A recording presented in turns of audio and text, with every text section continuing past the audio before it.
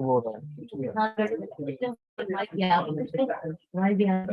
Broadcast start करूँ या रोक?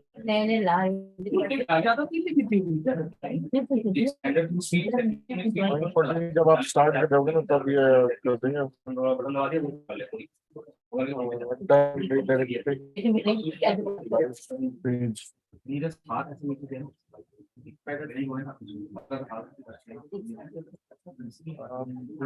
ब्रेक लगा के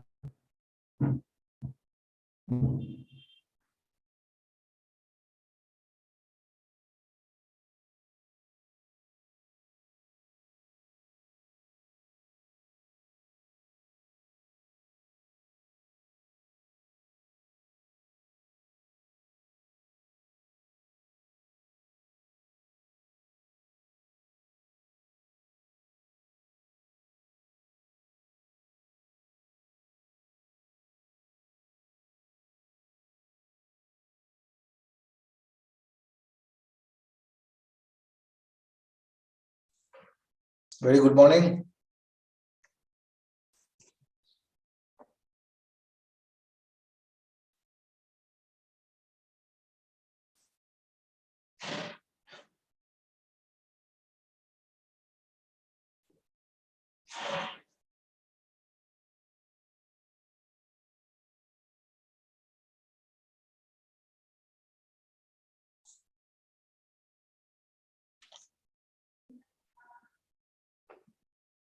On behalf of PhD Chamber of Commerce and Industry and with support from Department of Commerce, Ministry of Commerce and Industry, Government of India, we welcome you to the virtual awareness program on export documentation for MSMEs of Northeastern region with focus state Assam. So today we have with us a very good number of panelists. So the opening remarks will be delivered by Sri Tapan Deka, Joint Director Industries, who is presently posted at the Commissionerate Office of Industries and Commerce, Assam. So I request Sri Tapan Deka to please deliver the opening remarks. Good morning, sir. Our Export Commissioner, Sri Hamapradeep Das, he's assigned some important official works, and as directed during his absence, I am representing Export Commissioner. I am representing Sri Hamapradeep Das. Okay. So far, sir, Government of Assam and Industries and Commerce Department has given immense trust to boost export in Assam because of its largest economy in Northeast region and close proximity to rest of the countries. And of course, there is available infrastructure and policy supporting export also. Further, sir, so far export of Assam each to around $415.60 million during financial year 2021, and our key export product are petroleum, coke, briquettes, and other products, and of course, sir, tea is there, which amounted to $281.42 million. Apart from that, sir, there are some key products which we are exporting. There are, sir, ginger, pineapples, lemon, which are exported to Dubai and other European countries also, sir. To boost export, we have taken a slew of initiatives. As you know, an export commissioner has been notified. And in every district, we have constituted a district export promotion committee, which is headed by deputy commissioner in each district, to identify one district, one product, and to boost that product for export. And the district export promotion council meeting which has been held in almost all districts. And according to district export promotional action plan, which has been prepared by all districts. And another key initiative we have taken, sir, first physical stakeholders meeting under district and export hub, which was held, sir, on 14 July 2022, when is Spice Board, FIO, Tourism Department and T-Board, we had an interactive session with them and discussed at length the bottlenecks, challenges and opportunities available in the district in the state of Assam. And we have constituted a dedicated export session at the Office of Commissioner and Deputy Governor so that day to day we can take initiative for the growth of export. And of course, sir, lots of queries come from exporter. We have to address all those queries to give them guidance and to coordinate with other export agencies also. So, from this export system. And of course, sir, there is an online interface, CNS has been developed, which has been developed by Indian Foreign Trade, IFT Kolkata, for addressing query. And export as a awareness campaign, awareness campaign in each district we are conducting with the support from IIFT. And so way forward, we're thinking to go ahead with some other action like state export promotion plan, which will finalize very soon, sir. And operation guidelines for export and logistic policy 2022, and I'm happy to say, sir, already logistic and warehousing policy has been notified, sir, where there are lots of scope and incentives are provided for export product, export oriented unit, and I hope, sir, this export policy will support our export scenario. And planning to onboard MSME export related activities, sir, Walmart BG program, after is focusing export related activity, Walmart BG program, programs are Walmart BG, through which we are trying to increase our export production. And of course, sir, we are trying to print the booklets of all exporters' name, address, and all details about our exporters, so that it can help to our upcoming entrepreneur. And effective related export related query in English and Assam to be published soon. Thank you, sir. Thank you, sir, for the opening remarks. There was a little bit disturbance in the background, but still we can hear you. So thank you once again. So I hope you will be with us for the rest of the webinar. So now we have got with us Mr. Ankur Mandal. He is the Executive Officer and Branch Manager, Guwahati, of Export Credit Guarantee Corporation of India Limited, that is ECGC. So I request Mr. Ankur Mandal to kindly deliver his address. Thank you, sir.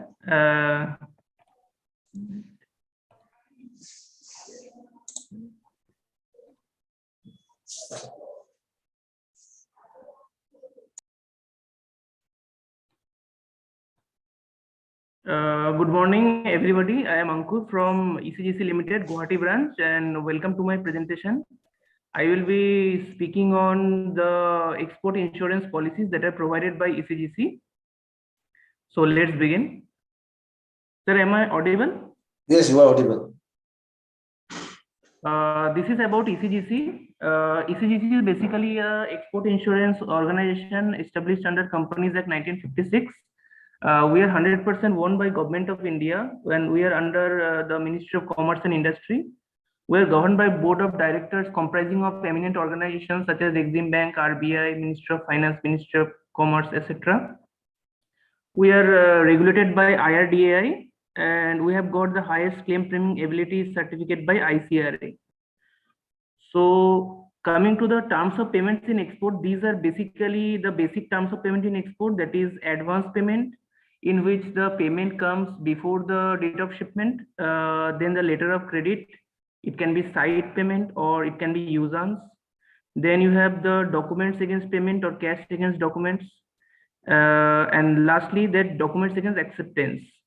And these documents against acceptance is the most riskiest form of payment, in which the buyer signs a bill of acceptance that he will pay after some days of receiving the goods. So in this last one, there is the most riskiest terms of payment. So these are the risks associated in export business. I will deal with all of them in detail later. So commercial risks, that is the mainly default and insolvency of the buyer or bank. Then comes political risks, any war situations in the buyer's country. Exchange risks, that is the exchange risk fluctuations. Then carriage risks, loss and damage to the goods. And economic risks, any economic turmoil in the buyer's country. These are the products of ECGC. We are offering, ECGC offers products to exporters as well as banks. For exporters, we offer policies against non-payment of buyer, and for banks, we offer ECIB covers against non-payment of exporters. So for policies, we have declaration-based policy and exposure-based policy. The basic difference between the two is that in declaration-based policy, the exporters have to pay premium on the exact amount of shipment. They will have to declare after the month they have made the shipment, and on the exact value, they have to pay the premium. And on exposure-based policies, basically there is a loss limit set on the buyer, and exporter have to pay premium up to that loss limit, and claims, if any, will be entertained only up to that loss limit, irrespective of the loss by the exporter. This is the basic difference between the two types of policies, and there are many other types of policies which I will speak later. And for banks, we have whole turnover cover and individual covers. For whole turnover cover, that is mainly government banks take this whole turnover cover. That is the bank, if there is any packing credit or post shipment disbursement, that bank has to cover every account all over India. This is whole turnover cover. And individual covers is mainly taken by private banks. If a private bank thinks that a particular account is risky, so they take this individual cover before their disbursement. So these are some of the basic ECC policies. I will be speaking about details later. There are also other policies. Firstly, there is the small exporters policy. It can be taken by any exporter. In this case, the turnover for the next 1 year should be less than 5 crore. Period is 1 year. Coverage is 95% and 100% for political risks. This coverage is the maximum for any ECC policy. The exporter has to take credit limit on buyers and banks. Premium they have to pay in advance as per Insurance Act. There is a declaration have to be filed by 15th of next month. If any overdue is there, they have to notify by 60 days from due date. Claim maximum to be filed from 360 days from due date. And one is this: if there are no claims comes, then 5% there will be no claim bonus from next renewal. And one more thing is added as per latest circular, that in this kind of policies you will get credit limit of maximum 50 lakhs. Maximum 50 lakhs will be covered under this policy on one buyer. And this policy is for first time exporters. This is our base policy and the oldest policy. This is Shipment Comprehensive Risk Policy, SCR policy. The previous policy which I have explained, this is the bigger version of this. And the turnover in this case is more than 5 crore. It is a bigger policy, so coverage is reduced to 90%. And one more difference is that in overdue, you have to notify from 30 days from due date, and everything is same. And in this policy, you can get credit limit above 50 lakhs. This is a bigger version of the previous policy, and this policy is not for first time exporters. You have to make 1-2 export shipments, then you can opt for this policy. This policy cannot be taken by first time exporters. Next, this is a policy which many exporters take. This is also for first time exporters. This is for covering a particular contract or shipment. You have to give a valid contract, and only that contract will be covered. This policy is not for 1 year. There is processing fee of ₹2,000, advance premium, which is refundable in case you apply policy on a buyer and the buyer is not credit worthy, or for some reasons the policy is rejected. Then your advance premium will be refunded, but processing fees will not be refunded. A period of policy will be up to the validity of contract. And in this case, since this is selective cover, the percentage of cover is 80%, and also the coverage for LC shipments are available. This is also for first time exporters. This is a kind of exposure policies. Previous 3 were declaration based policies. That is, exporter have to pay premium on the exact amount. And this is exposure policy. Coverage is up to the loss limit on the buyer. You have to set a loss limit that I will take policy on maybe say 2 crore, 5 crore, and you have to pay premium on that amount. And loss will be covered only up to that limit. And percentage of cover is 80%. Processing fee is rupees 2000. Premium is payable on the loss limit, and there is no monthly on declaration statements on this time on this policy. So coming to what are the risks covered by ECGC? These are the commercial risks that are covered by ECGC. These are very important. That is default by LC opening bank. If you are doing shipment on LC and your LC opening bank default, that is covered. If your LC opening bank is insolvent, that is also covered. In insolvency of the buyer, then repudiation if buyer does not take delivery of goods and that results in re-import, sale or abandonment, that is also covered. And protracted default is also covered. That is the buyer willfully does default on you.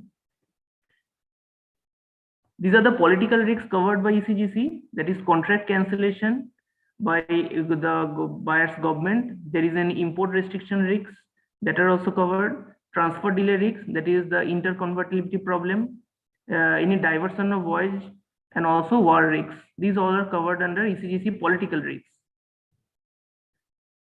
Now coming to one more interesting part, that what are the risks that are not covered by ECGC? If there are any commercial disputes or any quality disputes, your goods are shipped from maybe say India to USA and your goods are damaged on the way, and the buyer gives proof that your goods are damaged, so that is not covered under ECGC. Exchange rate fluctuation is also not covered under ECGC. And if buyer fails to obtain import license, that is also not covered. And if you are exporting through any agent and your agent defaults in between you and the buyer, so that is also not covered. Then if there is any loss or damage to the goods, that are covered under general insurance or marine insurance. And if you fail to fulfill terms of contract, that are also not covered under ECGC policies. These are the exclusions permitted. Advance payment terms, in this case the payment comes before the date of shipment, so there is no risk. If there is no risk, so we do not charge any premium. So next is shipments affected to your associates.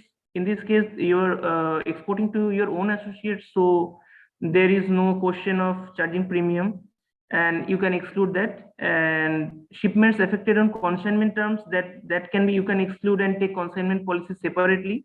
And if you feel that LC, some exporters have big orders on LC terms of payment and they feel that LC are safe for them, so you can also exclude LC. Next comes some of the keynotes under ECGC policy, and everyone is curious about how ECGC charges premium on shipment. So premium rate is variable, and the two factors that determine premium rate are the on which country you are exporting and what is your terms of payment. ECGC have a broad classification of country, around I think 240 countries we have list, and these are broadly classified into 7 categories: A1, A2, B1, B2, C1, C2, and D. A1 being the lowest risk and D being the highest risk. So the lowest risk country, there is less premium will be charged, and the highest risk will more, the maximum premium will be charged. And your terms of payment, LC advance payment, we do not charge any premium. Then LC has the lowest premium rate, then comes DP, and the highest premium rate is on DA. So there is a premium chart. On that chart, as per your country and terms of payment, the premium rate is calculated. And also ECGC does not cover export transactions when exporters send documents directly to the buyer. It is prevailing in Northeast. I have seen that the exporter sends documents directly to the buyer without intervention of the bank. But it is against the RBI guidelines. So ECGC does not cover, I will not say, but if any claim comes, then you have to get it regularized by your AD bank or RBI. Only the status holder exporters are authorized to send documents directly to the buyer. Because if you send documents directly to the buyer can take possession of the goods immediately, and they can leave you and you will not receive your money. So that is against the RBI guidelines. And also the commercial risks on the buyer are subject to approval of credit limit. That is, I have previously said that you have to take limit on the buyer before shipment. So if your limit is approved, then your commercial risks are covered. Without that, the commercial risks will not be covered by the corporation. There is certain discretionary limit in some of the policies, but in general, commercial risks are not covered if you do not take that credit limit approval on the buyer beforehand. Next, that I was saying about, there is a country underwriting and buyer underwriting department at our head office in Mumbai. So in country underwriting, we have profiles of around 239 countries in 7 groups, A1 to D, and they are updated on quarterly basis. And these are some of the factors on which the department underwrites the countries and checks that which country is low risk and which country is on high risk. And we have also buyer underwriting department, very important department at our head office. We have a record of around, I think now there is 4.5 lakhs active buyers. And the exporters apply for limit on the buyers. You have to give the name of the buyer, contact details. Then we will verify from the different agencies worldwide, and then we will provide limit on the buyer. If ECGC provides limit on the buyer, then that risk is covered by ECGC. Without that, risk will not be covered by ECGC. And these are some of the underwriting factors or scorecard that the buyer underwriting department checks before issuing limit on the buyer. So these are the two very important departments at our head office, which is country underwriting and buyer underwriting. This is the ECGC policy process flow. You can see there is issue of policy. Then you have to apply limit on the buyer. Then there is issue of credit limit. You submit declaration, pay premium. If there is any delay in repayment, then you apply for extension or resale or conversion. If it is regularized, then you have to pay declaration premium. Then your cycle goes on. If your payment does not come, you have to submit a report of default. I have said that in one policy there is 60 days and one policy have 30 days. And if then also your payment does not come, then you have to file claim. And we will list the buyer under BSL, that is buyer specific approval list.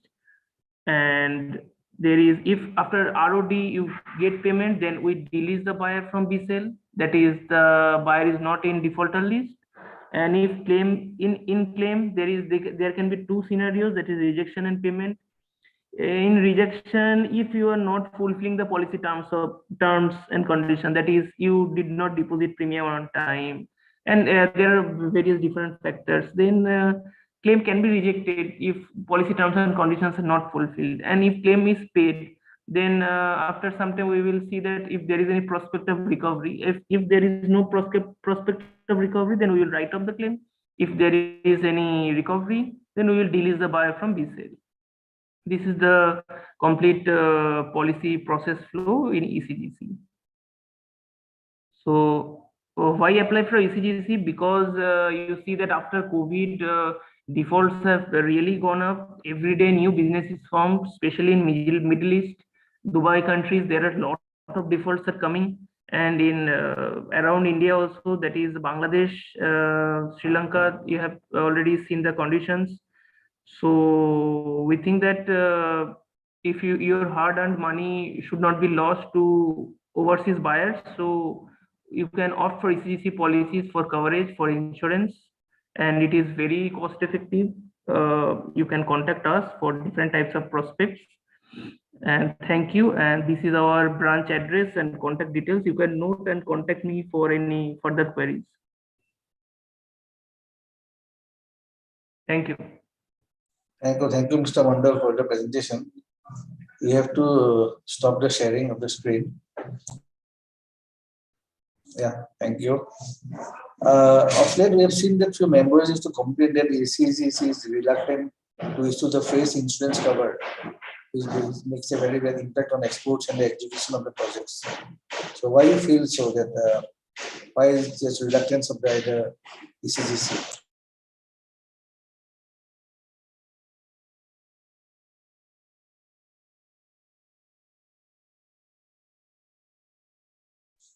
Mr. Ankur, can you hear me?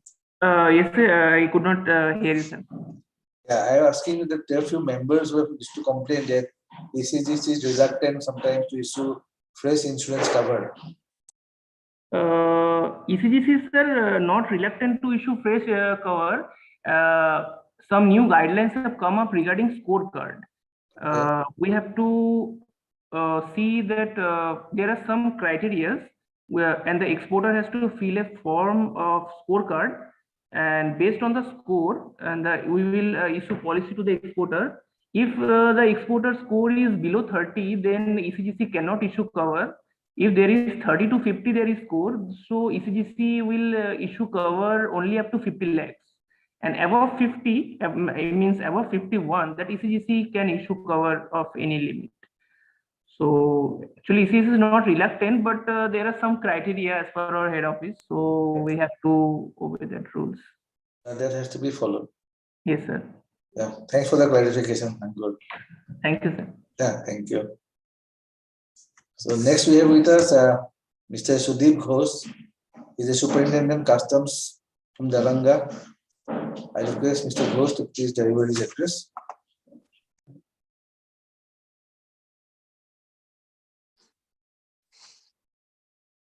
Good morning, everybody. Good morning. Myself, Sudeep Ghosh, Superintendent Daranga LCS. Basically, I am telling about the documentation part of export. Since document is a very important part for sending a goods to the foreign territory, so I'm going to tell about the document. Serially, what are the documents required and what are the formalities has to be observed for sending the goods to the foreign territory. For the new person who plan to export the goods from India to some other country, they are required to get some document. The first document is import-export code that has to be obtained from the DGFT site. Online, one can obtain this document from DGFT sites. And next document, number 2 document, is GST and registration. That is required. That is the mandatory document for exporting a good from India to foreign country. Along with GST registration, one has to be obtained that LUT. That is a letter of undertaking. Letter of undertaking. Why it is needed? So export can be performed in 2 ways. If someone is not willing to obtain the letter of undertaking from GST, the exporter can send the goods with payment of IGST. In that case, LUT is not required. So, since everybody knows that if there is an involvement of IGST, if someone wants to send the goods to the foreign country, so GST registration is a mandatory. So it's optional. If anyone to send the goods with payment of GST, they need not to give any LUT. Otherwise, the LUT is required if one can send the goods without payment of IGST. So LUT, that is in GST term, it can be said that like RFD 11. So it has to be obtained from GST department only. Next is a current account. Current account is required for operating a export, for operating export and exporting of goods. So current account along with the bank authorized dealer code. Authorized dealer code also is to be given. That has to be incorporated in IceGate system. Authorized dealer bank code. That has to be incorporated in IceGate system. We have one server that is called IceGate. IceGate is an Indian custom electronic data interchange gateway, where every PGA agencies are also registered. PGA is participating government agencies like Plant Quarantine, FASAI, Animal Quarantines, and other agencies also, and bank also, and exporter is also required to be registered on that IceGate portal. So bank authorized dealer code is a mandatory part. that is to be registered in IceGate, and that is required to be approved by the custom authority before operating export activities. So these are the mandatory documents. Apart from this, based on the goods, some document also required. Say if anyone want to say food item, in that case, that exporter is required to obtain a FASAI certificate. In case of export category FASAI certificate. So if anyone want to import, in that case, import category FASAI certificate is required. So FASAI and APEDA means Agriculture and Process Development Authority. So that is also required if anyone want to send the spices to the foreign country, spice board registration requirement involved. So based on the goods, they are to require before starting their export activities through any port. That is the important part. After doing all those formalities, the party is required to give that other mandatory document which is directly related with the goods. That is, first mandatory document is as per the DGFT. Earlier, so many documents were required for sending a goods, but from 16 onwards, DGFT has given a mandatory 3 document for exporting the goods. Apart from that, other PGA involvement documents. So first mandatory document for sending a goods to the foreign country, that is a invoice cum packing list. Invoice cum packing list. Why packing list is required? Packing list is such a document where exporter is supposed to write all the details of the goods. Which packet, which goods are there, and what are the marking, how can our inspector can check this good. As you know, if any goods comes in a trucks, so we are not supposed to examine the goods. For that, the identification of a packet, the clear identification of packets and description of good in the packing list itself is required for examining the goods. That's what the packing list is required, along with the invoice. One can submit a common say packing cum invoice list.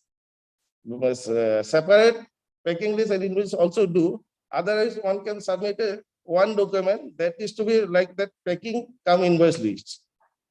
Next document is a transport document. Say UA bill and transport related documents. And third one is shipping bill, or you can say bill of export.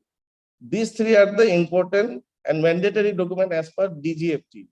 Apart from this, other PE, the goods is involved PGA participating government agencies, NOC and require, then in that case, that is to be required to be given. These are the mandatory document part.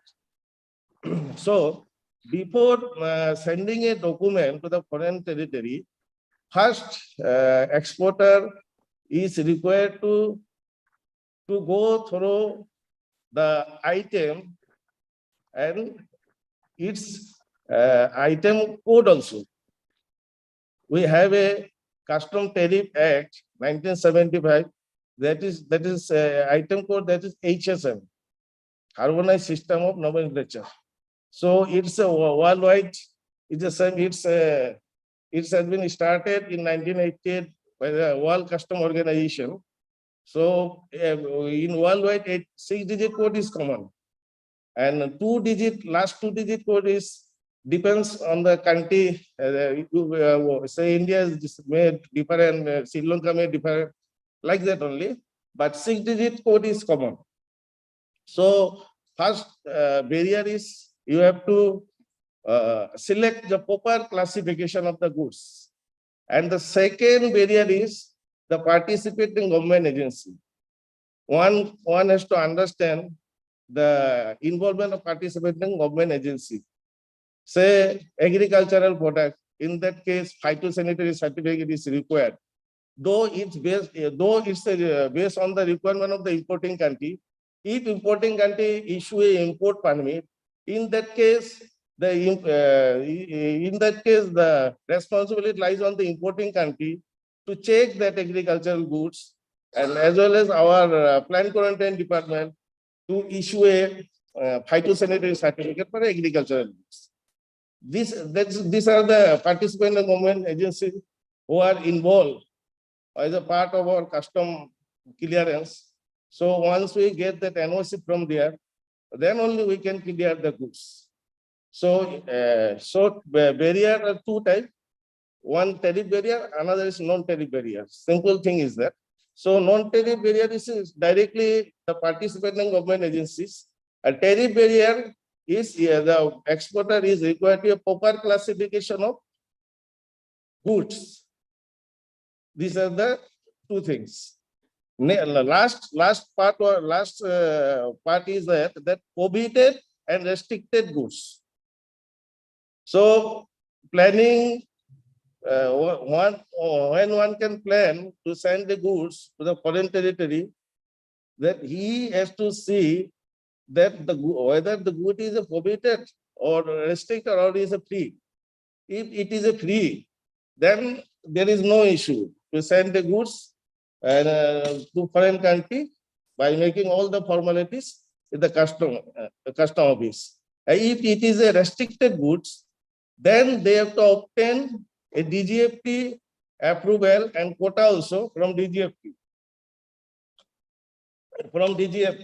Now you know that that sugar recently sugar is put in a restricted list. So for sugar and DGFT and public distribution system, the government agencies, they are giving a quota for exporting a sugar. And like sugar and broken rice, that all things. So if we get an approval from the DGFT, then only we can permit the goods to send the foreign territory. Otherwise, we cannot give. So this is the way that a restricted item one can send, but a DGFT approval is required. And a prohibited item, no one can send a goods to the foreign country. That is a fully prohibited. No one can send goods. So with this, I actually wanted to know if there is any question regarding export documentation part or anything like export. I would like to share my opinion on this particular point or particular activities where that exporter is facing a problem. I would like to share that. So I would request a deputy director to put in an interactive session so that we can freely discuss the issues and challenges what are the facing by the exporter. So with this, I want to finish my direct speech on the documentation part of export. So I will be on the line. If anyone have any question, they can freely ask. Thank you, Mr. Ghosh. In fact, we all know that there is a lot of scope for exports from Assam and other northeastern states. Yes. So in fact, we have the ACS largest banana market at Dorongiri in Gwalpara district, but the export is not happening. So what is the reason behind it? Is it lack of awareness or what do you feel? I think it's a totally lack of awareness. And also there is some facility also required. Say for sending a banana to the foreign countries, you see, we have only plant quarantine office in Guwahati. Yes. My station is 100 kilometers away from Guwahati.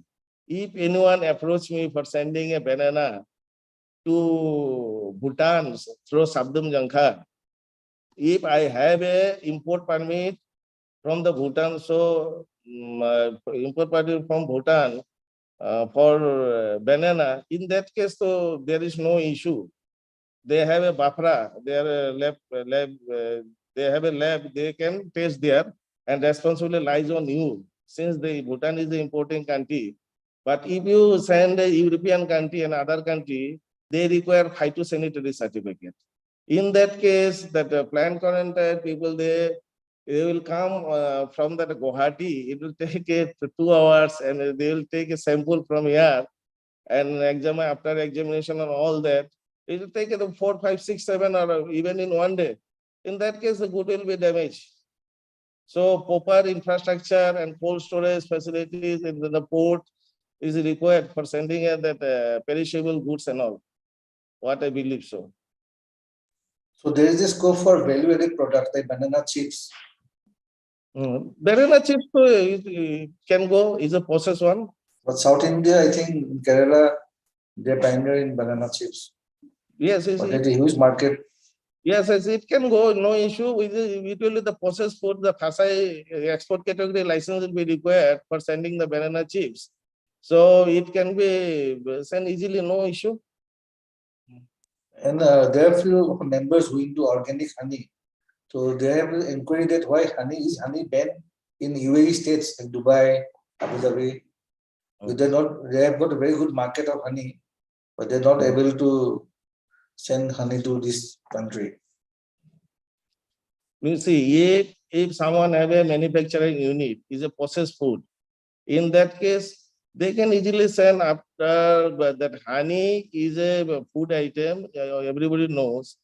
There that FASAI, that is a food safety and standard authority, that export category license is required for sending the honey to the foreign country. So I think that there will be no issue for sending a honey. And they also fresh honey, I don't know, or fresh honey or packet form, that will be fall under the under FASAI. From customs, it will be no issue. Okay. There is no restriction and nothing. And honey. No. Okay. Thanks for the solving the queries. In fact, if any participants have any queries, they may raise your hands so that I can allow them to speak.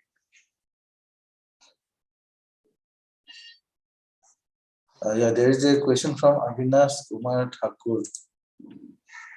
Yeah, Mr. Thakur, you can. Yeah. Good morning, sir. This is Avinash Kumar Thakur. Good Actually, morning.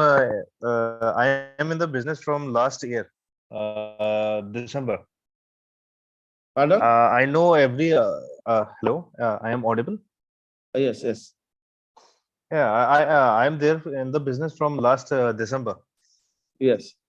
Okay, I have 5 products in my inventory. Suppose I have IR64, Sona Masuri, basmati rices, tea, in fact sugar. But there is a problem. I can't find a buyer from the foreign soil. That's the main issue. If I get a buyer, suppose I get a buyer from Dubai, he's asking for MT07. He want to check my credential. But I have a new company and I have a new account. I can't show something like the financial figures and all that thing, right? And even the bank can't able to discount the LC.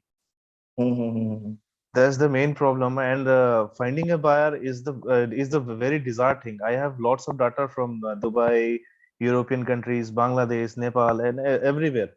I try to get it from the embassy and other sources, third-party sources. But after mailing them, in fact, I used to calling them, but they are not responding in that way that we supposed to get the deal. That's the main problem. See, there is no role of custom to arrange a buyer officially. We cannot do this. So my suggestion is we start that the neighboring countries. You start your exporting of activities with the neighboring countries, say Bhutan, Bangladesh. Then only you can do the big consignment in other countries also. Once your credential developed, my suggestion is like that. The custom, there is no role of selecting any buyer by the exporter. Okay.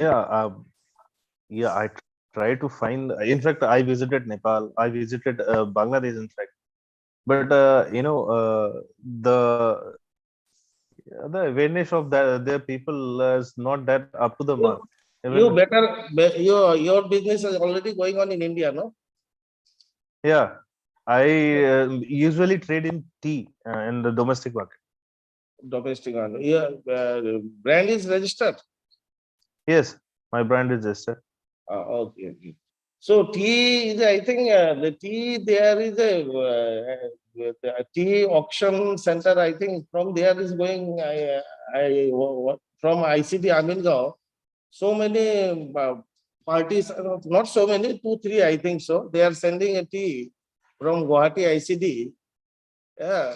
So actually, I chain also. I do not know also how they arrange their buyer in foreign countries. So you have to be find out some way to Yeah, get. Mr. Yeah, Thakur. Yeah, Mr. I'm Thakur, you trying will to, contact me maybe next week. Yes, So we have got yeah, a list of buyer seller from other countries also. So maybe the chamber can help you. yes, yes. Chamber will be the right forum to help and communicate with this exporter and the purchaser from the foreign countries. I think I believe so. Yes. yeah. I almost did all the R&D and everything. You know, the paperwork and everything. But finding a buyer is totally bizarre nowadays. You have taken T board registration. No, I don't. I didn't have a T-board registration. You take T board Uh, registration for exporting a goods. T board registration is mandatory. T. no. I have a IIC code, and No, no, my no. supply. Participating government agencies is involved for sending a tea to the foreign country. In that case, tea board. You are required to register yourself in tea board for Okay, sending a goods to the foreign country. okay, Okay. Better first you register that your farm name under tea board. okay. Okay. Okay. Yeah, thank Okay. you. We have got another question from Mr. K.L. Arora. Mr. Arora, you can please unmute yourself and raise your question.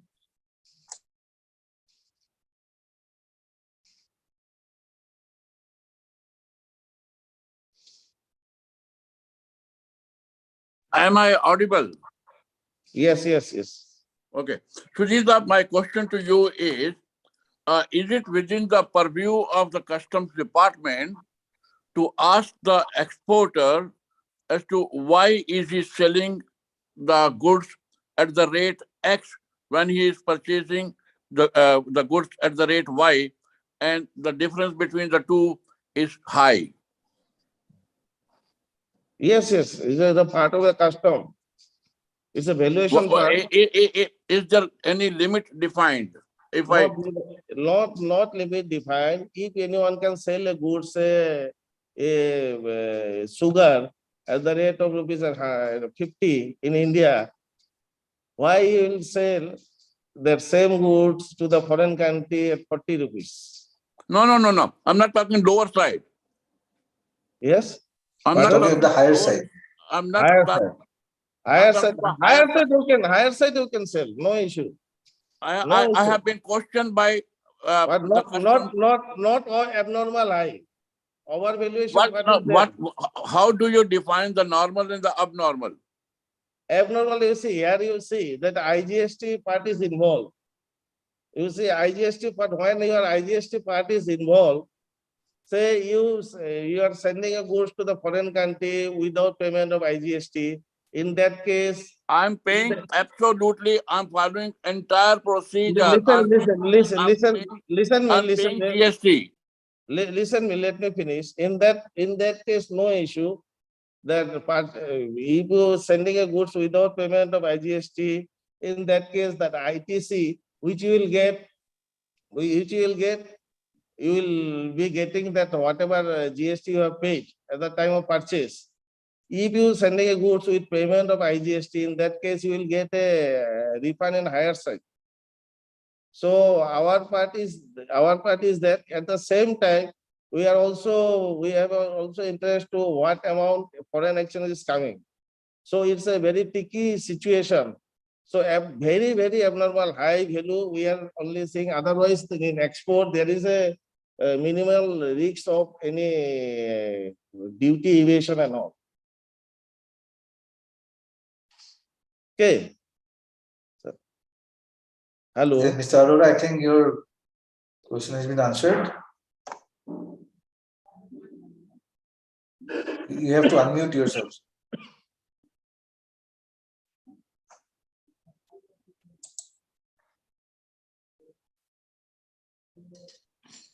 Okay, thank you, Mr. Gross. Thank It you. has been a very interactive session. Thank And you. hope we can have a physical seminar also in the coming days. Okay, sir. Okay. Yeah, thank you. Thank you very much. Thank you very much.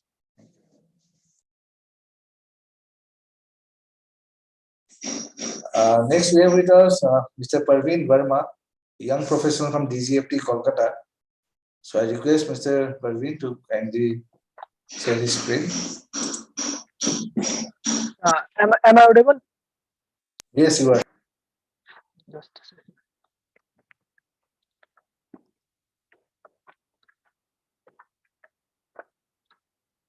The screen is visible now, I think. Hello. Yes, it's visible. Yes. First of all, thank you so much, sir Vibhuti for inviting us for this interactive seminar. My name is Parveen Verma, a young professional from DGFT Kolkata under Ministry of Commerce and Industry, Government of India. So the today topic of our presentation is export documentation for MSME, and the focus state is Assam. So basically, first we will discuss about the profile of Assam. The capital is Dispur, and like there are 398 person per square kilometer population density. Total population is 3 crore 41 lakh 40,000, and the administrative districts are 33. And the advantage is like they are having 73.18 percentage is literacy rate. So the advantage of Assam is large economy in Northeast India, rich resource pool, avenues of investments, policies and infrastructure support. So the vision of Assam, number one is the agriculture, which is promoting sustainable development in agriculture, use of technology and skill development, industries and commerce. Third one is the tourism, that is making the state as a preferred tourist destination, promote ecotourism and river coast tourism, infrastructure development, and beautification of historical places. Fourth one is the healthcare, and fifth one is GSTP growth, that is agricultural and industrial development likely to drive growth, and sixth one is the infrastructure development. The economic snapshot of export of Assam is like currently we are in 450 million US dollars in 2022, and in 2022 to 23 it will be approximately 181 billion dollar. And the major product which are exported from Assam are basically tea, and followed by the petroleum products, and after that coke, coal, and other commodities. So before starting my next slide, we just need to about the understand the complete trade ecosystems. So suppose you are an entrepreneur. So the regulatory bodies about these entrepreneurs is the DGFT, which is the Director General of Foreign Trade, which basically formulate and regulate the foreign trade policies as well as the complete procedure. So the entrepreneurship has to deal with the taxation as well as the clearance, that is GST's and customs department as well. And we also having our custom officers in our panel, and entrepreneurs have to deal with the banking and insurance, that is the commercial banks, that is ICICI bank, for example. There are lots of banks are there, and along with the ECGC, Export Credit Guarantee Corporation of India. One of our panel is also in these sessions from ECGC, and there are few certifications you need to require. For that, you have to deal with some export inspection councils, or as and along with the some export promotion councils. So I will discuss the export promotion council in the next coming slide. So basically, DGFT, what is DGFT? DGFT basically the Director General of Foreign Trade is a government organization in India which is basically responsible for the formulation and implementation, exim policy, guideline, principle of exports and import of the country. So before 1991, DGFT was known as the Chief Controller of Imports and Exports. It is an attached office of Department of Commerce, Ministry of Commerce and Industries.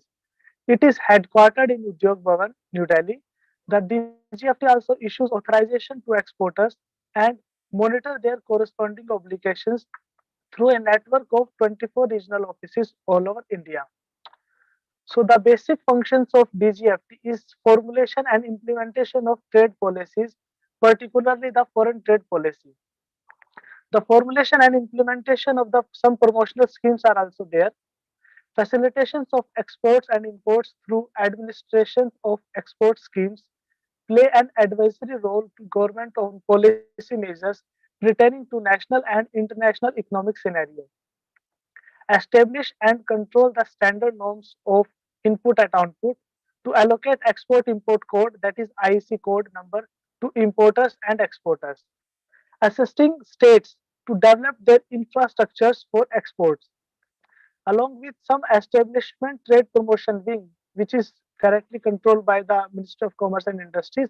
And in that we are organizing different Niryat Bandhu schemes are also there. So along with the last one, the district as export hub schemes to accelerate the export from all districts in India. In previously we have one ODOP, one district, one product schemes, which is now merged into the district as export hub scheme as per the Ministry of Commerce and Industry. So what can you export? There are few items which you can freely export, which is basically 95.6% of the products you can easily export from India to any parts of the world. Some are the prohibited products which you cannot export. For example, there are different live animals who are in endangered species. So you cannot export these kind of live animals, which basically comes under the prohibited. But in the restricted products are 3.8%. These are the restricted products. Under the restricted products, you can export under some certain licensing as well as certain circumstances. And for like for every products in all over the world, they have given some HS code, that is harmonized system of code, which is basically, for example, they have 99 chapters are there under which they are categorized into the chapter 1, 2, 3 and 4, as you can see in this point. Like for example, live animal, the chapter will be the 01. After that there is a heading and will be subheadings. So live animals, what kind of live animals are there? Suppose there will be a like snake, or there will be a like different animals. So they are categorized into the headings as well as with the subheadings. So like for any of the products, suppose I am having this pen in my hand. So this can be called pen in India, but it could be possible that in few person in the Latin America they call this is a something. So to get a harmonized system of credit, so they have mentioned specifically code of that pen. So it comes under the different chapters, different headings, and what kind of pen is this? This is a ball pen or this is a gel pen. So they have mentioned specifically code for the uh, pen. So you can find your products as well as the HS codes from the DGFT websites. So before starting any trade business, you have to establish the trade business. I guess most of you have are already in the established their business. Like some of are having a proprietorship firm, some of you are having a partnership firm, liability partnership fund. Some have the private limited and public limited firm. So choose type of exports. Like if you are in traders, you are dealing with the trading. So you could be it is more possibility that you could be a merchant exporters. And if you are a manufacturer, so you could be a manufacturer exporters. And if you are providing a service, you could be a service exporters. So how how you need to prepare your business for the exports. So under this, first of all, you have to register your GST registrations you required, and after that you have to get some IEC certification from DGFT. I will be discussing you in next slide. So after getting an IC code, I guess most of you are having a GST registration as well, and most of you are also having an IC certification. So after getting an IC certification, you have to deal with the RCMC, that is a registration cum membership certificates, which is basically issued by most of the export promotion councils. For example, we are having in collaboration with PhD CCI. There are lots of promotion councils. So I will be discussing into the coming slide. So how you need to apply for the IC code? This is basically really very simple step, and everybody can do it. Like you just need to go to the DGFT websites, go to the service tab, enter your PAN number, enter the relevant document details. You know to enter the one-time password verification process, update entity details, add branch details, fill that director and partner details, and attach the scan copy of the relevant and necessary documents. And you have to pay the only 500 rupees for the fees payment. Then you have to take a preview and print application, and after that you can submit. And within 24 to 48 hours, you will get a IC code from our office, from our website. So after getting an IC code, suppose you want to export different kind of products. Suppose like I have heard like there is one person who want to export the tea board. So if you want to export tea from India, you need to register with the tea board association. So you have to get it the RCMC from the tea board association. So they have the complete details of your companies. So it could be possible if they are having a different exhibitions in different countries, so they can share a little bit informations from you as well and to the other parts of the country. So if someone is from the agriculture products, rice, lemon, vegetables, fruits, so you have to take the RCMC from APIDA. These are the export promotion councils for handicraft items. This is for the chemical products. This is for the coffee products, coffee, and this is for the cotton textile export promotion councils. If someone is want to export marine products, then the export promotion councils is the MPDA. Spice board is also there, and some electronic and computer software export promotion councils are also there. So you can find your like products which you want to export, and you can get the export promotion RCMC from these specific export promotion councils. So after getting this RCMC, like someone from the like different participants have question like how you can find the buyers. So you need to go to the this Ministry of Commerce and Industries. First of all, you have to do the complete trade analysis. Suppose if you want to export a tea product from India, so you have to get it like what are the how you can get an opportunity in different countries. What are the potential countries? What are the potential sectors to which you can export from India? So you can go to this Department of Commerce Ministry of website, and you can have a complete data of the like the in which sectors the tea is exporting, how much amount is exporting. And after that you can go to this trade map, ITC trade map, where you can find at least 5 to 10 companies who are importing your products in the specifically countries. For example, if you want to export tea, so specifically for tea, you can find like, and you have find from Minister of Commerce and Industry that, for example, China is the importing countries from India, for example. Okay, so you can go and mention your products as well as the countries which you want to export. So it will show some of the details of the companies who are already importing from the India. So you can find the details from here. There are specifically website as well, and you can contact them. So there are different exhibitions are also going on in India as well as in all over the world. So you can find the currently exhibition going on from ITPO websites.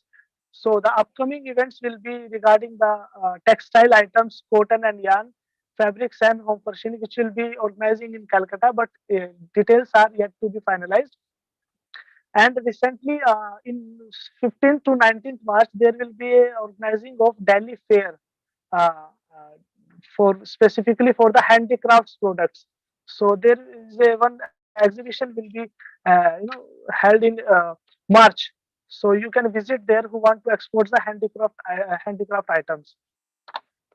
So after getting fires and after getting buyers, so you have to check on which Incoterm you want to export. This is the major crucial role.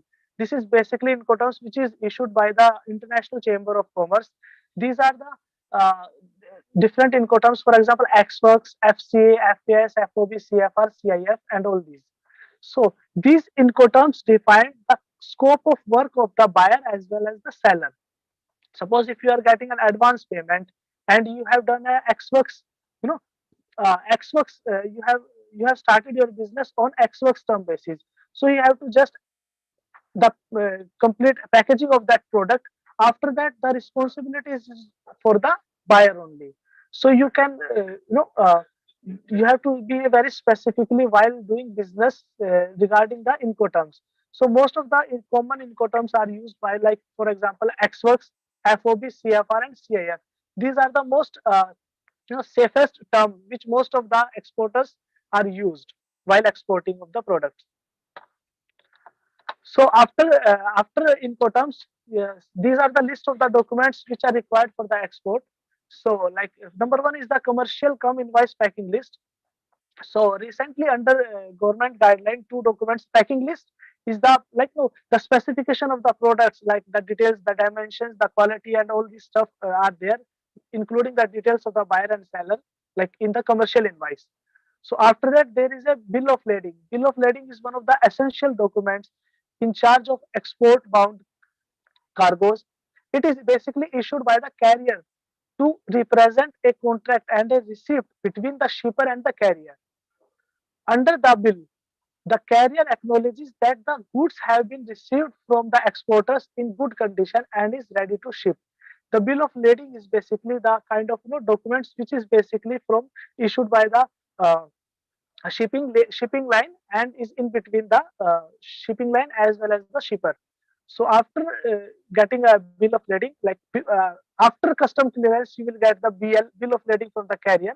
So before that, custom clearance should be there. So the customs will issue the shipping bill or the bill of exports. Is a kind of custom document that is needed to obtain clearance of export from customs.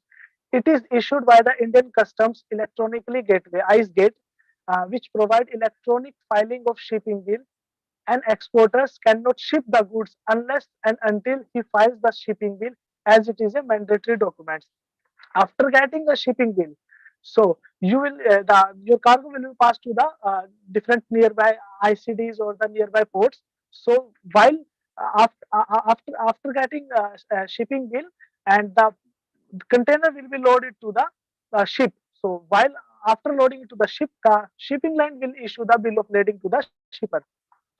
So there, one more document is required, like performa invoice is a bill which is received when you need to when you need advance payment from your committed customers.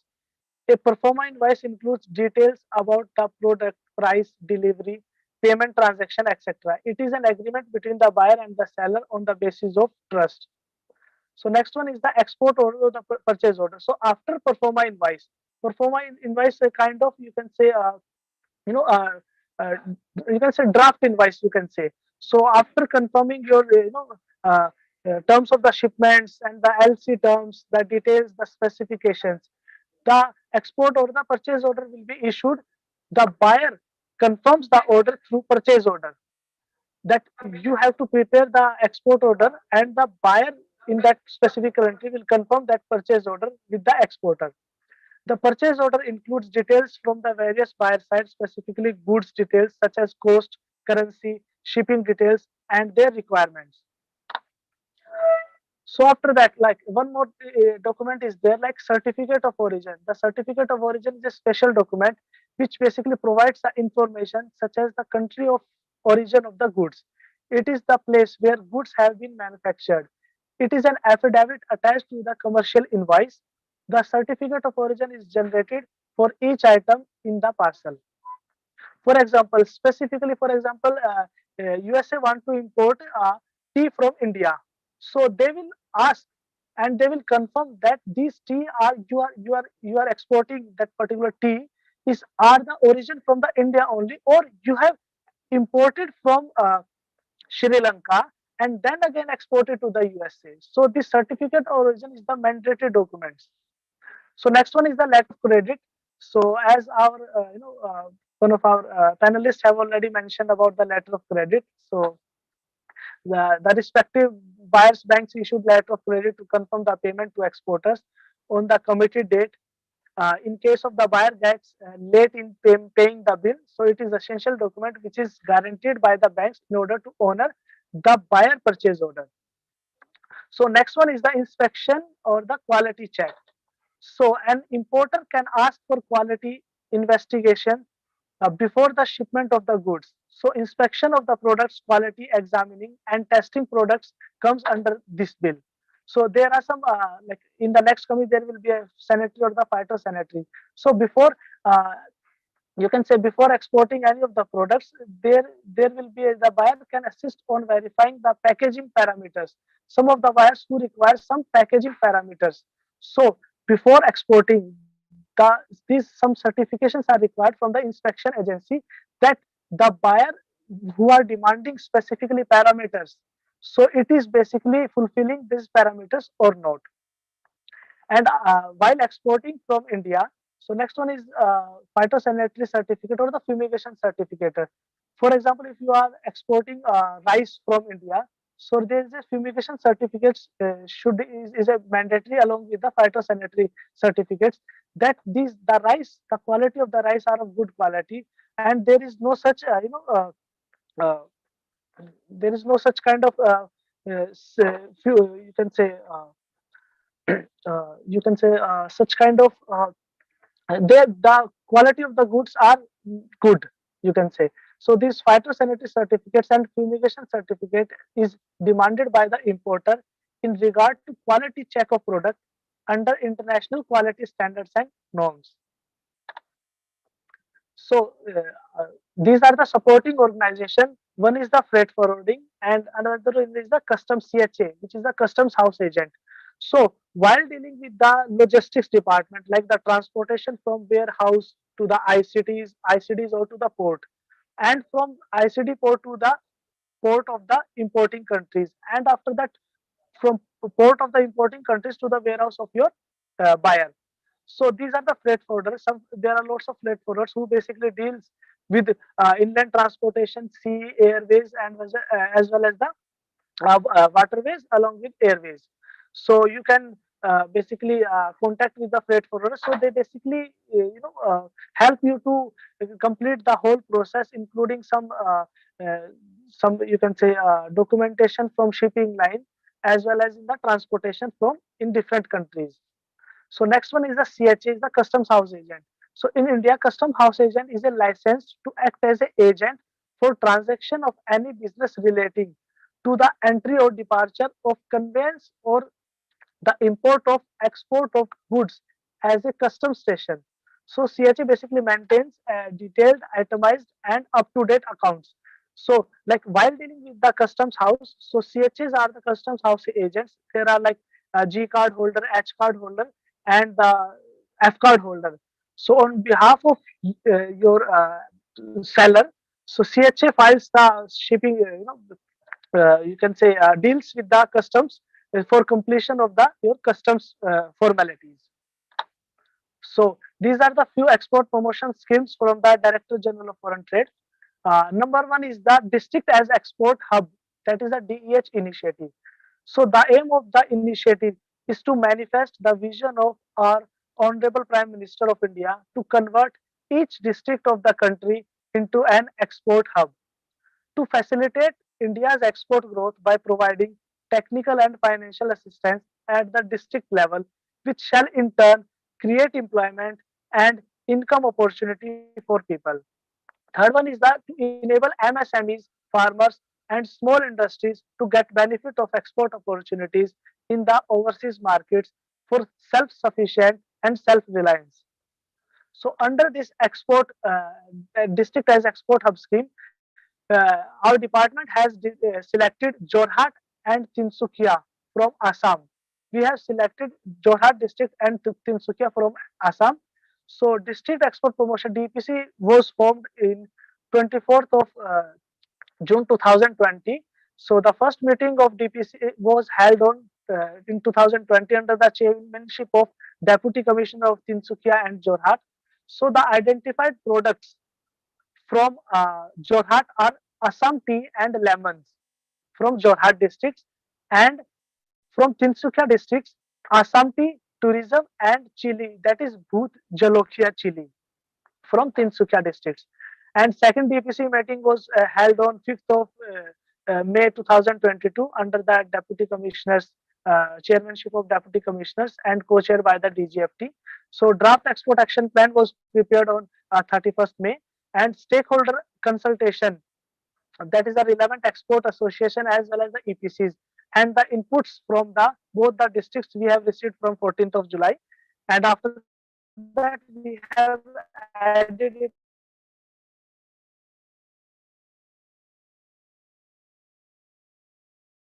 on 22nd July. Your voice Already is not submitted audible. for. Hello, Yes, now it's my audible. voice is audible. Yeah, now it's Audible. Yes. So, district export action plan was adopted on 22nd December 2022, and we have also submitted this export action plan from Jorhat and Tinsukia to our headquarters. So, they will line up to the different ministries for further process, and this will be coming in a couple of months. This is done. So, next one is the trade promotion wing. So, basically, trade promotion wing is an important function in all notable trade division departments involving assessments of export demands and strengthening of domestic supply. The aim of this initiative is to work towards promoting export from India through the identification of focus products, sectors, markets, target setting, strong industry collaboration, training and advisory, and the states and the district initiatives. So, under Trade Promotion Wing, RA Calcutta is selected as a pilot project under Trade Promotion Wing, and Shri Amit Sharma, Joint Director General of Foreign Trade, Kolkata, and Head of Office of Guwahati DGFT, is the in charge of District as Export Hub and Trade Promotion Wing, East Zone, and the Northeast region. So, next one is the Niryat Bandhu scheme. This is the hand-holding schemes for the new export and exporters as well as the import entrepreneurs. So DGFT is implementing the Niryat Bandhu scheme for mentoring new and potential exports on the intrinsic of foreign trade through counseling, training, and outreach program. As of now, in the last November month, we have already completed the Niryat Bandhu capacity building program under Niryat Bandhu scheme in Odisha, Jharkhand, West Bengal, and Bihar. And in next coming few weeks, it will be organizing in Arunachal Pradesh, Assam, Manipur, and Meghalaya. So I would request for the participants, I will speak to our PhD CCI to collaborate with the DGFT for completion of this Niryat Bandhu scheme as well. And we would also like the participants to please come for it will be physically, not on a virtual basis. So next one is the export promotion schemes. That is the EPCG scheme, export promotion capital goods schemes. So these are the basically for the those who are the manufacturer exporters or the merchandise exporters who are in collaboration with some of the manufacturers. So if you want to, for example, if you want to export tea from India and you require some machineries for sorting of the leaves of the you can say leaves of the tea plant. So for that machine, if you are importing a 1 crore rupees amount of machinery in India, and it is having a 10% duty, import duty, so the duty will be of 10 lakhs. So if you will export 6 times of this 10% duty, that is a 60 lakh. If you are showing that you will export or you have exported 60 lakhs of tea from India, so this duty will be exempted or exempted from DGFT. So these are the schemes, and number one is the advance authorization scheme. So under advance authorization scheme, so for example, if you are a manufacturer of the specific, for you can say shirt, this particular shirt. So you require some raw material, that is, for example, button from importing from USA. So you can import under the advanced authorization licensing. So there is a specifically, you can say, mentioned uh, the amount you can import in India, and you have to import the 6 times to the the you are importing. For example, if you are importing button of rupees 10 crore, okay, so you have to export at least the 6 times of the this 10 crore. So you will get the advanced authorization licensing from DGFT. So for information and learning, there is our YouTube channel from the exam basis. You can visit our YouTube channel, and there are some information related videos over this channel. And this is the most important thing you can say. This is the massive open online program on basis of the export and import. This is basically introduced by the DGFT in collaboration with Indian Institute of Foreign Trade, where you can find a different modules, the new entrepreneurs as well as the new exporters. So they can visit this site over the site, and you can register it through your email ID as well as your number, and you can have the complete details of the modules, and it is free of cost basically. Anybody can enroll. So module based certification are available. If you want to get just to get a knowledge, it is free of cost. But if you want to get a certification, you have to pay a minimum amount of 2000 rupees. So understanding under this module, these are the understanding the market opportunities, export business plan, foreign trade policy, implication of GSTs and export chain, management of international payments, commercial and regulatory documents for export preparation and handling. And if you want to reach us at DGFT, you can visit our DGFT websites. And these are the DGFT main website. These are the Kolkata websites, and this is the main Kolkata email ID. And this is the email ID of our joint director Shriramit Sharma, which is the Indian Trade Services and is joint director in Calcutta. And this is my email ID. If you have any queries on related issues, you can contact us. Okay. Thank you so much. Thank you so much, Mr. Parveen Verma, for the informative PowerPoint presentation. So I request any participants, if you have any other inquiries. Yeah, I think I've seen Mr. Arora again raising hands. So Mr. Parveen, can you stop the screen sharing? Yes. I'm just doing it. Yeah, thank you. Let's So I'm allowing Mr. Arora to raise this question. Am I audible, sir? Yes, sir, you are audible. My question is that I'm actually a trader exporter of engineering goods for many years. Now, I'm likely to get an order for ceramic tiles. Am I eligible to export? I'm registered with EEPC, but I believe the ceramic tiles do not fall under engineering goods. Can I export them without getting re-registered with any other export body? Yes, you can register with the FIO. FIO will be the, I believe, FIO will be the better organization which can support you in that way. FEO. Yeah, FIO. FIO. FIO. Okay. Yes. So I should register with them prior to exporting the tiles.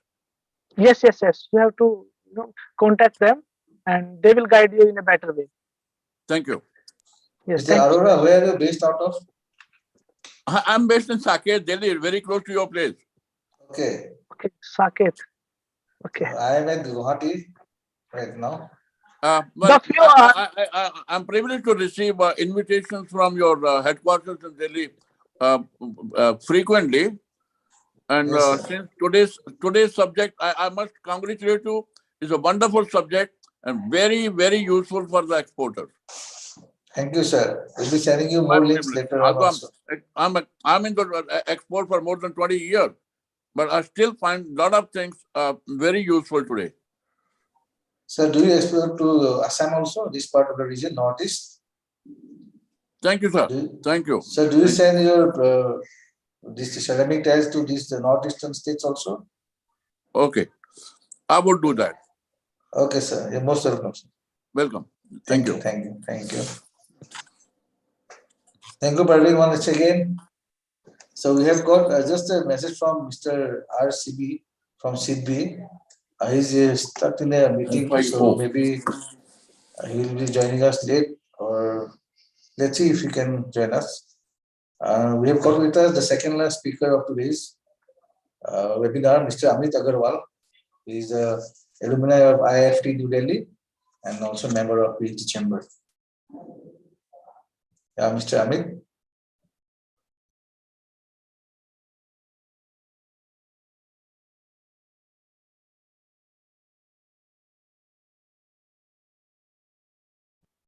Yeah, hello, Vibhuti. Yes, we can hear you. I think I have to join as a panelist. There was some, yeah. Done. Yes.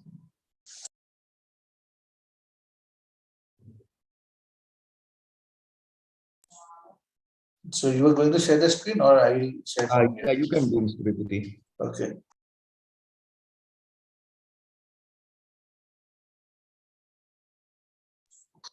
So did you reach India, or you are abroad still? Yeah. Have you reached India, or you are still abroad? In fact, I'm going tomorrow. Again? Yeah. Okay.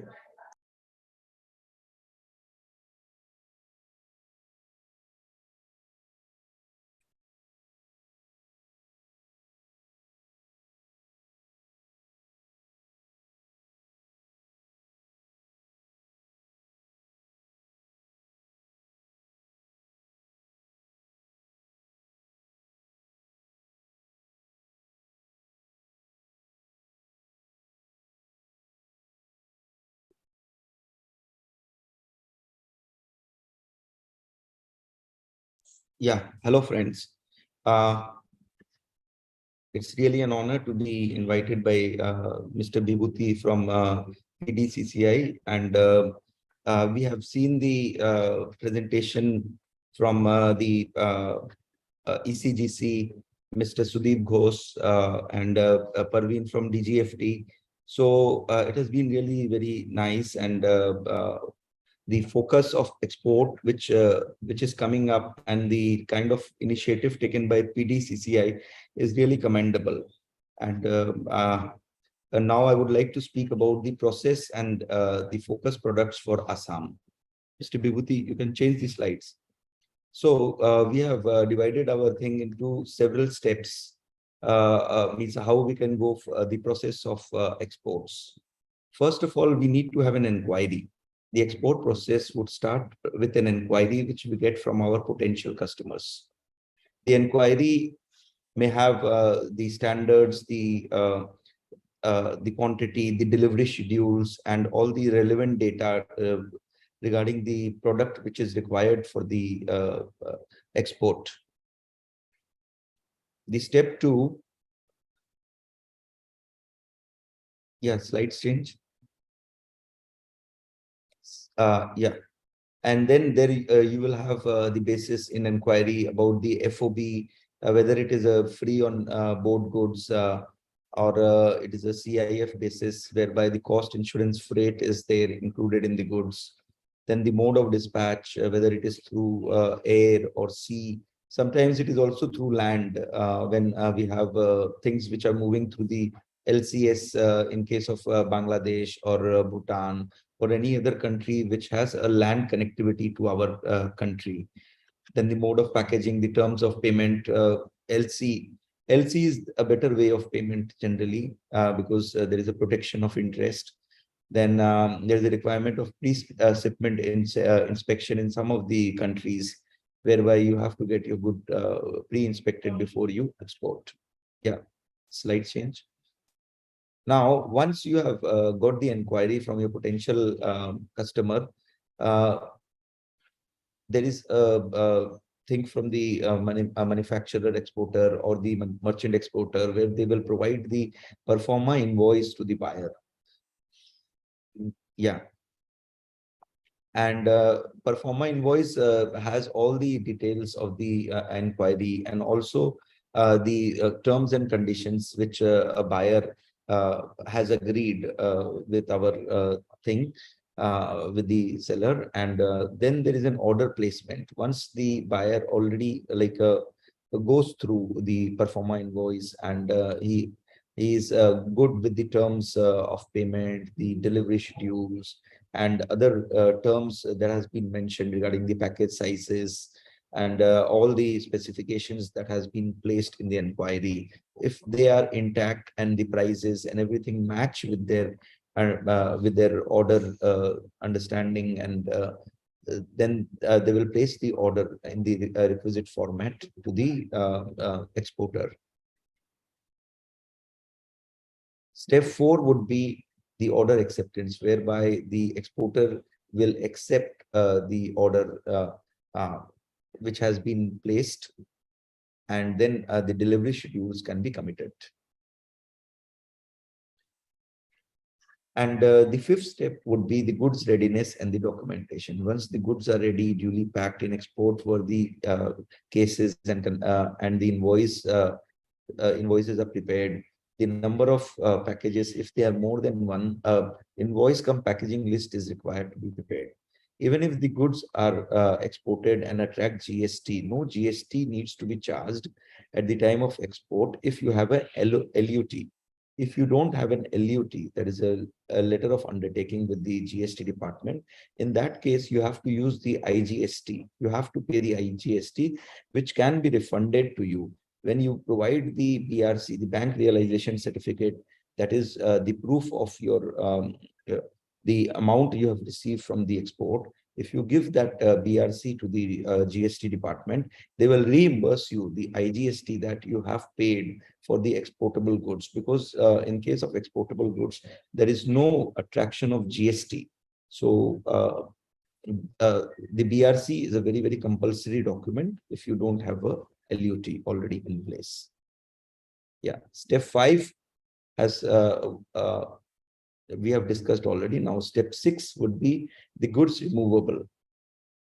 The goods are removed to the port once all the documentations are ready, and the GST authorities are they can come to the premise for factory loading if there is a agreement already done, and factory inspection would involve that the customs will not open the goods in the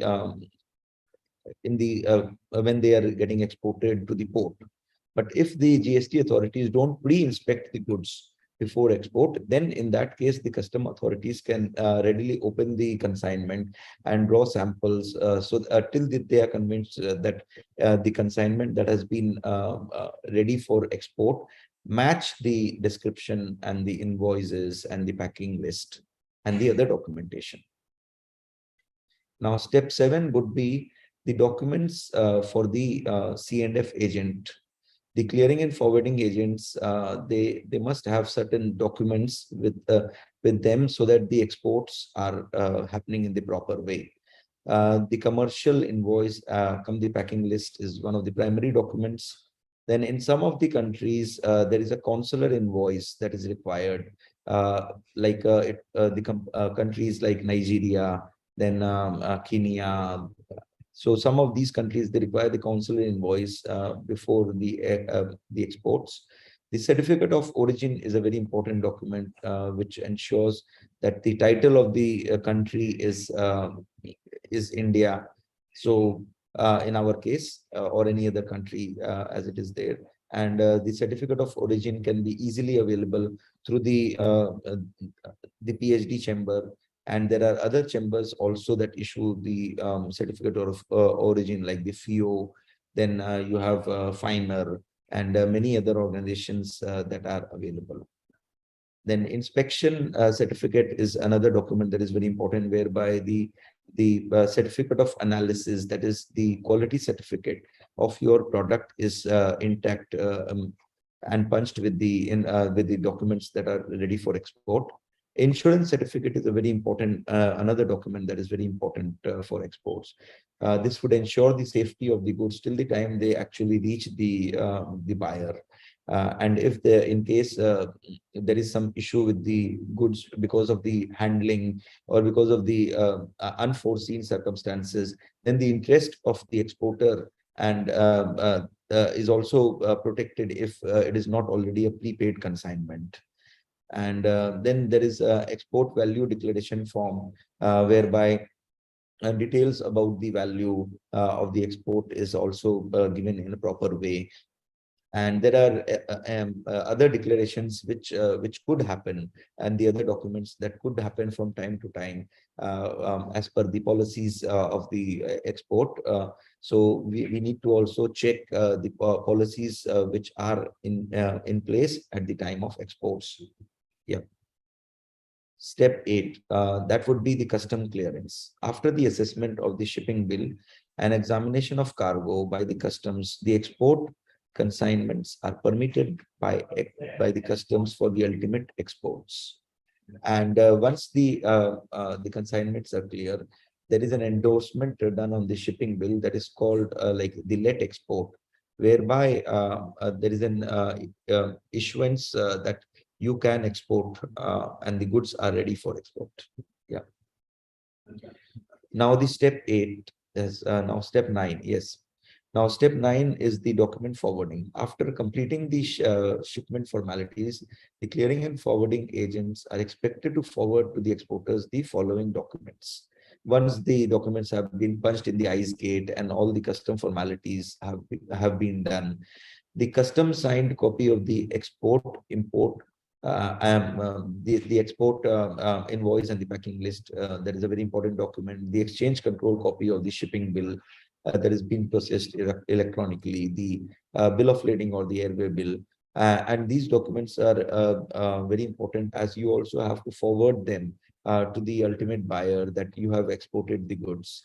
And based on these documents, your LC will also be processed by the banks. So the letter of credit processing requires these documents, and these documents need to be carefully taken care of by the ultimate exporter. Yeah. Now the step 10 would involve the bills negotiation. With these authenticated shipping documents, the exporter will have to negotiate these documents with the authorized banks as per the Reserve Bank of India. And on these, the letter of credits can be negotiated. The step 11 would be bank-to-bank document forwarding. The negotiating bank will scrutinize the shipping documents and forward them to the banker of the importer to enable him to clear the consignment. It is expected of such authorized dealers of reserve banks to ensure receipt of export proceeds, which factor has to be intimated to the Reserve Bank by means of periodical returns. It is a very important thing that needs to be done. Now, step 12. Step 12 would involve the customs obligation discharge. As indicated above, exporters are also expected to provide proof of export to the GST authorities on the basis of the customs endorsement to get their obligations on this code discharged. This is very, very important and needs to be complied. Step 13 is the receipt of the bank certificate. The authorized dealers, the banks that has been authorized will issue the bank realization certificates to the exporters once the payment is received, and only with the issuance of the BRC, the export transaction becomes clear and completed. It is mandatory on the part of the exporter to negotiate the shipping documents only through authorized dealers of Reserve Bank, as only through such a system the Reserve Bank can ensure receipt of export proceeds of goods shipped out of this country. Yeah. Now, all the export process which we have discussed are very, very important, and we need to take care of all these processes, and this will also ensure us a smooth export. And now we can discuss the export prospects of Assam. Tea, of course, being one of the biggest export earners for Assam, which accounts for more than 50% of the total exports from Assam. Apart from tea, there is a huge potential that lies in Johar rice, Bhut Jhalakia, cane and bamboo products, muga and eri fabrics. And apart from that, we also have a potential for the Assamese jewelry that is available, and that I think is really has a good potential, which can be marketed to several countries. And black rice is another product that is a very important product, which is growing up in Assam now. And Assam borders, they have LCS through the Bhutan and Bangladesh. And since we have a ICD that is already there in Amingao, we also have a good thing that we can export from any port of India. Like we can use the container, the Concord services. We can reach the Nhava Sheva ports. We can reach the Adani ports in the Kandla ports in Gujarat. So these are one of the major ports of India where we can go to various countries, the European countries. We can go to UAE, Africa, and Southeast Asia. We can also cover up through the Kolkata port. But there is one request which I have for the PhD chamber. We should really take it up with the ICD, the concerned custom authorities, because I feel the infrastructure of the ICD is still needs to be developed, and we need to take it up so that, because Assam has this prominence being the center of the Northeast. We can really execute the exports from all the other states of Assam also, like Arunachal, Mizoram, Manipur. We are the center over here. And I think that if we develop these infrastructures, we can really make it a big time earner for the Northeastern region. Of course, Assam would also benefit a lot. Thanks a lot. Thank you. Thank you, Mr. Amit. Definitely, I think now the Pandu ports and the other ports have been developed. So we're going to see lots of exports coming up. In fact, one shipment from Bangladesh is already arrived in Guwahati. So let's hope, let's keep our fingers crossed. Thank you. And if any participants have got any queries, can you raise your hands? Because we already took 2-3 queries before. So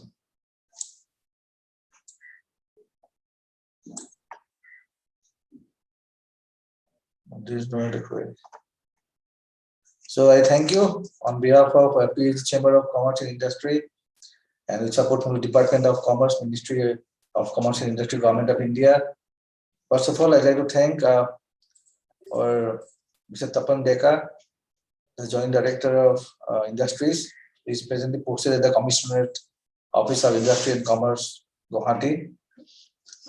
Thanks to Mr. Ankur Mandal, the Executive Officer and Branch Manager, ECGC Guwahati, to Mr. Sudeep Ghosh, the Superintendent of the Daranga Land Customs Station, and thanks to Mr. Parveen Verma, who is always with us for webinar like this, a young professional from DGFT Kolkata, and Mr. Amit Agarwal, alumni IIFT New Delhi. So thanks to all the participants, and also thanks to Mr. Yasmin Phukan for the kind coordination with the Commissioner Office of the Industries. And thanks to all the participants and officials from PhD Chamber for joining us in this webinar. Almost 12:50. So if you have any other question, then we can have a 0 hour, otherwise we can wind up the session. Thank you. Thanks to all.